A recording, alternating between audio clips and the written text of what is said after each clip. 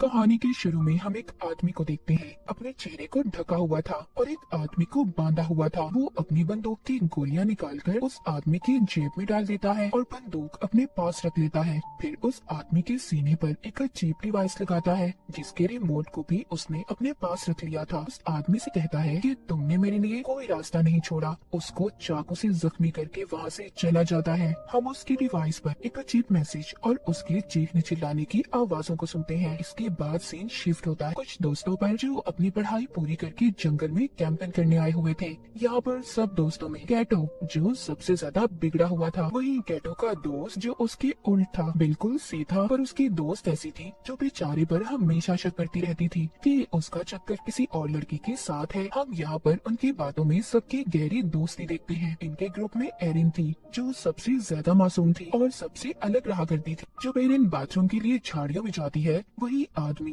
जो हमने कहानी के शुरू में देखा था वो एरिन को बेहोश कर देता है। जब एरिन को होश आता है, उसके साथ साथ सभी दोस्त एक अजीब सी जैकेट के साथ उठते हैं क्योंकि सबने अब जैकेट पहनी हुई थी और उस जैकेट पर एक टाइमर लगा हुआ था। करीब ही जब वो गैस सिलेंडर को देखते हैं तो इन्हें समझ आता है कि किसी ने इनको गैस से बेहोश कर दिया था और इनका यहाँ पर एक दोस्त भी गायब था। जब वो आदमी इनके सामने आता है तो इन्हें पता चलता है कि वो इनके स्कूल के साइंस टीचर थे और साथ ही साथ एरिन के दोस्त के डैड भी जो अब मर चुका था। वो बताते हैं कि जब मेरे बेटे की मौत हुई तो उनकी बीवी ने इस सदमे से अपनी जान ले ली जिस वजह से उन्होंने अपनी फैमिली को खो दिया। अब उन्हें ऐसा लगता था कि कहीं न कहीं इन दोस्तों में से ही कोई कातिल है जिसने मेरे बेटे को मारा होगा। वो कहते हैं आज तो तुम्हारी दोस्ती का इम्तिहान है। वो जैसे ही अपने हाथ में लिए रिमोट को दबाते हैं, सबकी जैकेटों पर लगी हुई डिवाइसेस ऑन हो जाती है। आज तो टेस्ट में सिर्फ वही बचेगा जिसके पास सबसे ज्यादा वक्त होगा। इसके बाद वो अपने आप को ही गोली मार लेते हैं। ये देखकर सब काफी ज्यादा डर जाते हैं। अपनी अपनी जैकेट्स को निकालने की कोशिश कर रहे थे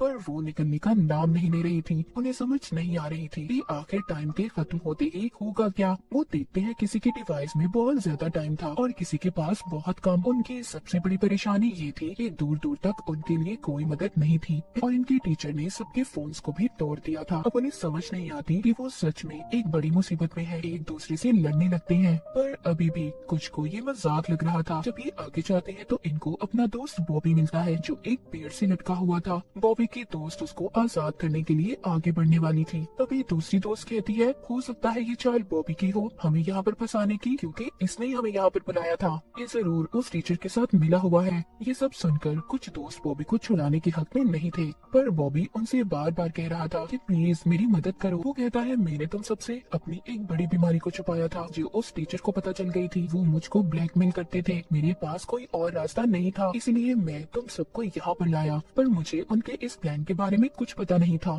कि वो हमें यहाँ पर कैसे फंसाएंगे। पर मैं तुम सबको इस डिवाइस के बारे में भी बताने के लिए तैयार हूँ अगर तुम मुझे खोल दो। अब उसके दोस्त उस पर तरस खाकर उसे छुड़वा देते हैं। बॉबी आजाद होते ही सब पर चाकू से हमला कर देता है पर वो किसी को मार नहीं पाता और देखते ही देखते उसकी डिवाइस में टाइम खत्म हो जाता है। सबके सामने वो ब्लास्ट हो गया था, फट जाता है, उसके जिस्म के टुकड़े टुकड़े हो जाते हैं। ये देखकर सब अपने अपने दोस्तों को लेकर भागते हैं। पीपर कैटो का दोस्त था जिसकी दोस्त उस पर अब भी शक कर रही थी, उसके साथ जाने से भी मना कर देती है। कैटो का दोस्त अकेला ही कैंप में वापस आता है। वो उस टीचर की बंदूक को भी अपने पास रख लेता है, ये सोचकर कि शायद ही उसके काम आ जाए। इसके बाद हम एक और दोस्त को देखते हैं जो काफी ज्यादा घबराया हुआ था क्योंकि उसका टाइम अब खत्म हो चुका था। वो अपने दोस्त से कहता है प्लीज मुझसे दूर रहो, कुछ देर बाद मैं भी मरने वाला हूँ।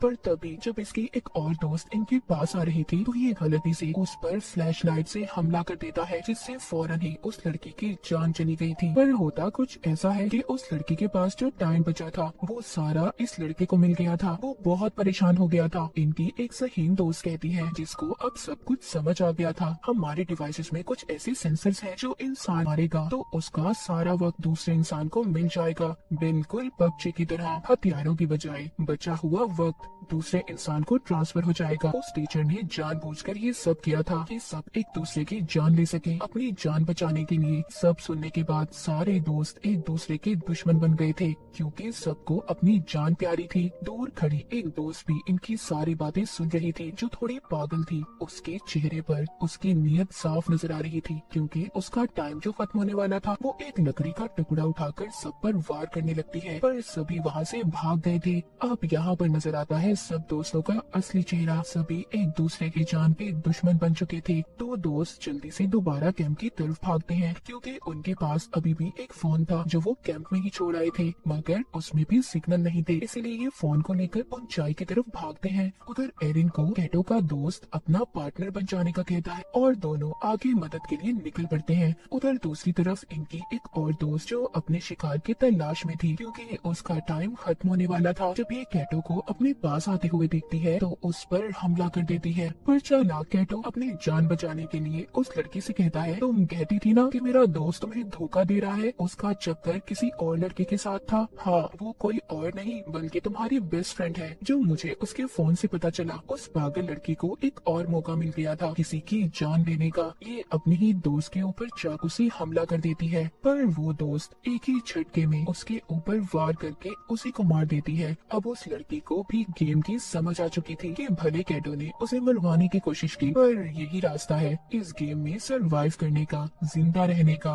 वो कैटो के साथ मिलकर टीम बना लेती है और दोनों सबका शिकार करने का प्लान बनाते हैं। उधर दूसरी तरफ जिन दोस्तों को फोन मिला था, अब वो लड़की अपने डैड को फोन करती है जो पुलिस ऑफिसर थे, पर उसकी कॉल नहीं लग रही थी। अब उसको शक होने लगा था कि कहीं उसके डैड भी किसी मुसीबत में ना हो। जब वो जीपीएस से लोकेशन पता करते हैं तो उससे पता चलता है कि उनके डैड कहीं आसपास ही थे। उधर दूसरी तरफ एरिन और उसके दोस्त को चलते हुए टीचर का वही शिकार मिलता है जो हमने कहानी के शुरू में देखा था, जिस आदमी को बांधकर उसने रखा हुआ था। ये आदमी कोई और नहीं बल्कि उस लड़की के डैड थे जो अपने डैड को कॉल कर रही थी। साइंस टीचर ये सब इनके साथ इसलिए कर रहा था, उसको अब भी ऐसा लगता था कि उसका बेटा किसी नशे से नहीं मरा बल्कि उसे जानबूझकर मारा गया है, और ये सब इन दोस्तों की पार्टी में हुआ था। उस लड़की के डैड को इसलिए मारा क्योंकि बिना छानबीन किए उन्होंने उसके बेटे के केस को बंद कर दिया था। यानी कि सच ये था कि इन्हीं के बीच में कोई कातिल है। उधर ही एरिन के दोस्त को बुलेट्स गोलियां भी मिलती है, जिसको उठाकर ये अपने पास रख लेता है। इनके दोस्त के डैड मरने ही वाले थे, तभी एरिन का दोस्त बंदूक में गोलियां डालकर उन्हें मार देता है। एरिन को यकीन नहीं हो रहा था कि उसका दोस्त इतना भी दर्द हो सकता है। वो उसको समझाता है कि सब मैंने तुम्हारे लिए किया, क्योंकि वो ज्यादा देर जिंदा नहीं रहती, वो मरने ही वाले थे और उनको मारने से कम जो उनका बचा हुआ वक्त है